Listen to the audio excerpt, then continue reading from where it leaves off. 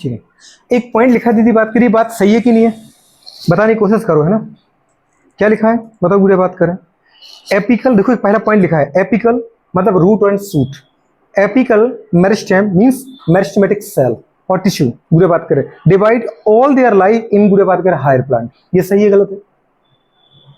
Apical means root and shoot, apical meristem या meristematic cell और tissue divide all their life in, बुरे बात करें, हायर प्लांट। हायर प्लांट में पूरे जीवन भर उनके जो रूट और सूट एपिकल मेरिस्टेम है वो लगातार वृद्धि करता है। ये सही है गलत है? एकदम करेक्ट है। दूसरा पॉइंट दीदी बात करें, अब ये क्वेश्चन उसने दीदी बात करें आपके एनसीईआरटी ने पूछ रखा है बॉक्सेस में, है ना, रेड बॉक्सेस में। अब ये क्वेश्चन दीदी बात करें आता जरूर है, और ये क्वेश्चन आ चुका है।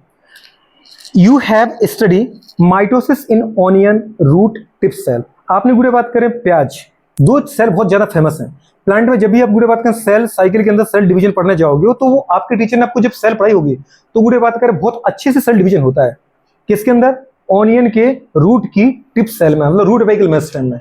और जब भी आपको अपनी सेल दिखाई होगी उन्होंने आपको बुरे बात के चिक का एक पतला सा लेयर निकाला होगा, समझ पा रहे बुरे बात करें, क्योंकि हमारी लगातार ग्रोथ होती रहती है। तो बुरे बात को उसने कहा you have study mitosis. Mitosis मतलब एक सेल से दो सेल का बनाना, दोनों सेल में डॉटर, मतलब दोनों डॉटर सेल में क्रोमोसोम का नंबर उनके पेरेंट सेल के सेम होता है। Mitosis in onion root tip cell, it has, बुरे बात करें क्या, 16 क्रोमोसोम इन ईच सेल। कुछ लोगों की बुक्स में 14 क्रोमोसोम लिखे हैं, तो अगर वो लिखे हैं तो 16 कर लो, क्योंकि इसमें 14 लिखे थे, गुड़िया को 16 कराए थे, है ना, 16 क्रोमोसोम। तो क्या लिखा है बेटा बात कर, it has 16 chromosome in each cell. उसकी हर एक सेल में कितने क्रोमोसोम है? 16 क्रोमोसोम। कैन यू, गुड़िया बात कर, tell how many chromosome will the, गुड़िया बात कर, cell have at G1 phase, after S phase and, बेटा बात कर, आफ्टर M फेज। कितने क्रोमोसोम G1 में होंगे, कितने क्रोमोसोम, गुड़िया बात कर, पता है किस में होंगे बेटा बात करें? S फेज में होंगे, S फेज के बाद होंगे, और कितने क्रोमोसोम M फेज के बाद सेल में होंगे। एक बार फिर क्वेश्चन सुनो, it has 16 chromosome in each cell. Can you tell how many chromosome will the cell have at G1 phase, after S phase and, गुड़िया बात करें, आफ्टर, गुड़िया बात करें क्या, M फेज। बताओ क्या होंगे? G1 में कितने हैं? 16। गुड़िया बात करें S में कितने होंगे क्रोमोसोम,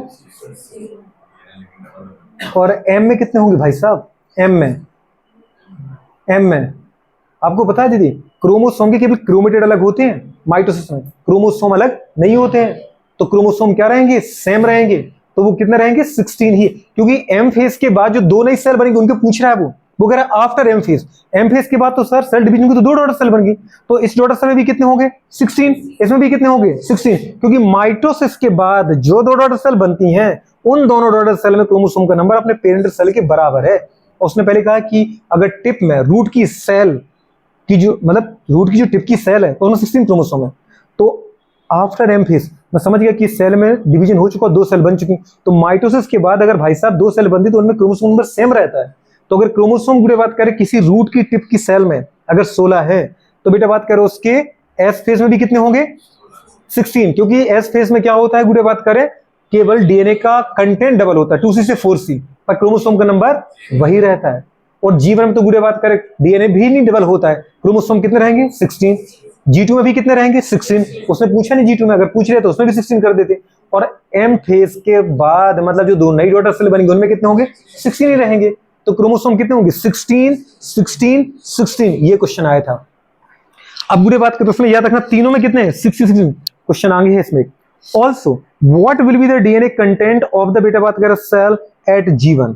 डीएनए कंटेंट कितना होगा G1 में, after S phase and G2। G1 में कितना होगा, S फेज के बाद कितना होगा, और G2 में। अरे तो S फेज के बाद G2 तो आती है बेवकूफ। फिर भी पूछ रहा है कि दीदी बात कर S के बाद, तो भी हम बता देंगे ठीक है S के बाद, क्योंकि S के बाद डीएनए का रेप्लिकेशन हो जाएगा। तो वो कितना होगा? 2C से 4C। और G2 भी किसके बाद आती है? S के बाद। तो बार बार तुम मुझसे यही तो पूछ रहे हो, S के बाद वाली फेज, तो मैं समझ गया G2। फिर आपने अगली बारी बोल दिया G2 में कितना होगा, तो भी 4C होगा। बुढ़िया बात करें ठीक है।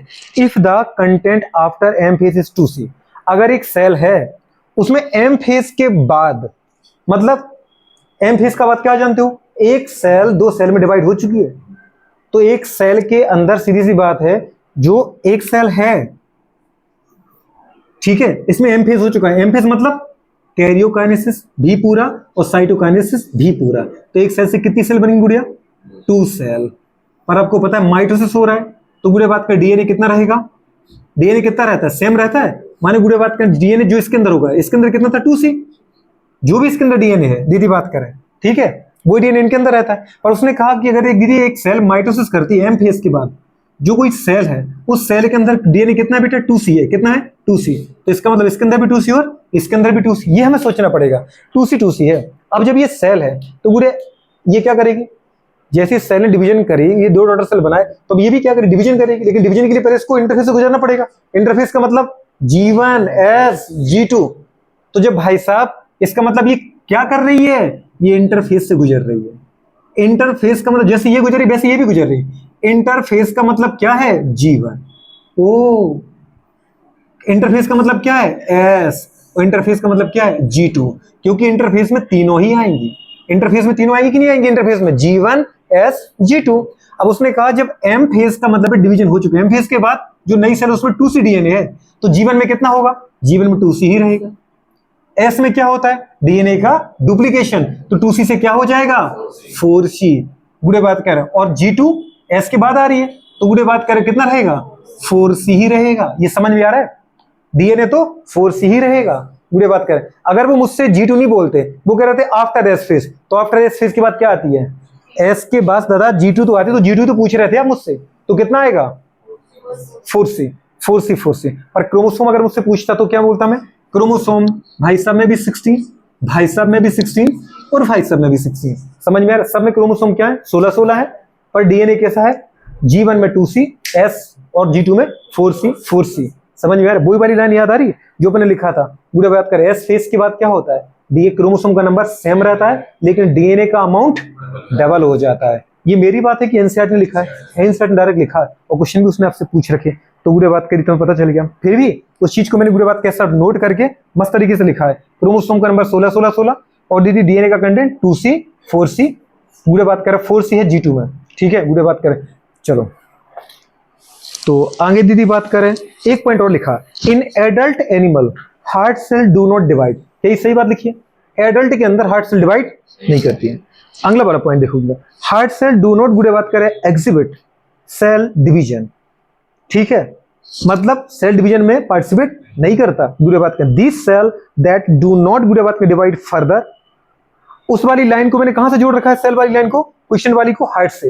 अब हार्ट जो उसकी जगह मैंने बस क्वेश्चन सेल की जगह क्या ठोक रखा है? Heart cell, heart cell. तो सुनो एक बार, हार्ट सेल बुरे बात करें do not exhibit cell division, heart cell cell division में एग्जिबिट नहीं करती। This cell that do not बुरे बात करें डिवाइड फर्दर, ये सेल फिर से डिवीजन नहीं करेगी, एक बार बन गई तो एग्जिट। अब बोलवाएंगे exit G1 phase, very good. Heart cell exit G1 phase to enter an inactive stage, बुरे बात के समझ पा रहे हो, which is called G0 phase और क्वेश्चन फेज। हृदय की कोशिकाएं विभाजित नहीं होती, ऐसी कोशिकाएं जो आगे विभाजित नहीं होती, बुरे बात करें वो जीवन अवस्था से निकलकर, जीवन अवस्था से निकलकर बुरे बात करें निष्क्रिय अवस्था, जिसे कोशिका चक्र की शांत अवस्था कहते हैं, मतलब G0 में प्रवेश करती हैं। तो जीवन अवस्था से निकलकर कहां जाती हैं? ऐसा मत बोल देना दीदी कि M1 से निकलकर G0 में चली जाती हैं। अगर कोई G0 में जा रही तो वो रियल में कहां नहीं जा रही है, क्योंकि तुम्हारा मेन काम कहां था जाना? G1 में। तो मैं G1 से निकली हूं और फिर मैं कहां चली गई हूं? G0 में। ऐसा मत बोल देना प्लीज तुम कि मैं तो चली गई उसमें M1 में निकल कर। वो बार बार उसने एनसीईआरटी लिखा है G1 से निकलकर, G1 से निकलकर, किससे निकलकर? हाँ तो अरे बेवकूफ, G1 से निकलकर मैं G0 में चली गई हूं। तुम तो M बोलो ही मत बिल्कुल। M, अरे M कंप्लीट हो गया ना मेरे भाई, तो 2 नई सेल बन गया, उसके अंदर M थोड़ी बचा। M के बाद जिस सेल के अंदर M हुआ वो तो सेल बची कहां है? क्योंकि वो तो 2 डॉटर सेल में आ गई।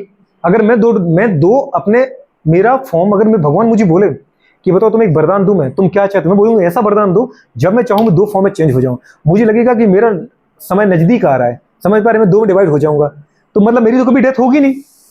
जो मैं था, अब आपको क्या लगे सर आप तो बचे ही क्या, आप तो 2 नए बच्चों में चेंज हो गए। अरे वो बच्चे मैं ही तो हूं, अब मैं फिर ग्रो करूंगा, समझ में आ रहा है कि नहीं आ रहा है? फिर मुझे लगे मेरा टाइम नजदीक आ रहा है, फिर 2 में डिवाइड हो जाऊंगा, तो इसका मतलब मैं तो कभी मेरी डेथ होगी नहीं। तो यूनिसेलुलर एनिमल के लिए एनसीईआरटी नहीं लिखा है ना। अगर इस दुनिया में कोई अमर है, इमॉर्टल है, तो वो कौन है? यूनिसेलुलर ऑर्गेनिज्म, क्योंकि वो मरने के पहले 2 में डिवाइड हो जाते हैं। तो जो उनकी पहले की बॉडी थी वो नए फॉर्म में आ गई, उनकी कभी ऑर्गेनिज्म की डेथ होती नहीं है। हम लोगों में दीदी, हम लोग भी अपने बच्चे पैदा करते हैं, लेकिन हम कैसे करते हैं, हम बच्चे अलग पैदा करते हैं, हमारी बॉडी को हम खत्म कर देते हैं। उनमें क्या हो रहा है, एक बैक्टीरिया दो में डिवाइड हो रहा है, वहां बैक्टीरिया मर नहीं रहा है। समझ गए, गुड़िया बात करें तो यहाँ भी बेटा बात कर, उसने वही बात लिखी है, गुड़िया बात करें तो वो कहां से निकल रहा है, जीवन से निकलकर, जीवन से निकलकर कहां चला गया, जी नोट में। Very good. कह रहे M1 से निकलकर, अरे M1 तो हुई पुरानी सेल में, M1 होगी तो वो सेल बची कहां है, वो तो नई सेल में आ गया। नई सेल का मतलब कौन सी सेल आनी थी उसकी, नई सेल बनी, तो नई सेल में M1 है क्या, M1 तो किसकी थी, पुरानी सेल की। जैसे उसमें M1 कंप्लीट हुआ, पुरानी सेल खत्म, दो नई सेल बन गई। अब नई सेल के अंदर कौन है, अगर डिवीजन करना चाह रहे हैं जो जीवन में जाओ, और डिवीजन नहीं करना चाह रहे हैं जी नोट में रहो। तो दीदी बात क्या, पहले तो मुझे इंटर किस में करना था, जी नोट में। समझ में आ रहा है, लेकिन मैंने देखा मुझे तो गुड़े बात करें, ग्रो करना ही नहीं है, तो मैं जीवन में न जाके किसमें चला गया। तो तुम कहां से निकल गए और कहां चले गए, कि M1 से निकल आए। M1 जो तुम M कह रहे हैं, M वो दीदी मदर सेल की स्टेज है, और G1 मेरी स्टेज है, जी नोट मेरी स्टेज है। तो अब मेरी बात करो तो मुझसे करो ना, मेरी मदर से कंपेयर क्यों कर रहे हो। समझ में आ रहा बेवकूफ, गुड। फिर भी दीदी मुझे चैन नहीं पड़ा, तो मैंने एक इस छोटे से बात को फिर लिखा बगल में, यहां साइड में, जीवन से निकलकर जी नोट में पहुंचती है कौन, कह रहे कि मुझे क्या पता, क्विसेंट फेज, कौन सी, क्विसेंट स्टेज। चलो दीदी अब ये हुआ बेटा, बात करें क्या, एक चैप्टर पूरा भी, ठीक है। अब अपन को किस पर आना है, इस पे अभी तो आना दीदी M फेज पर। अब किस पर आते हैं, M फेज पर। तो चलो M फेज पर आते हैं, गुड़िया बात करें।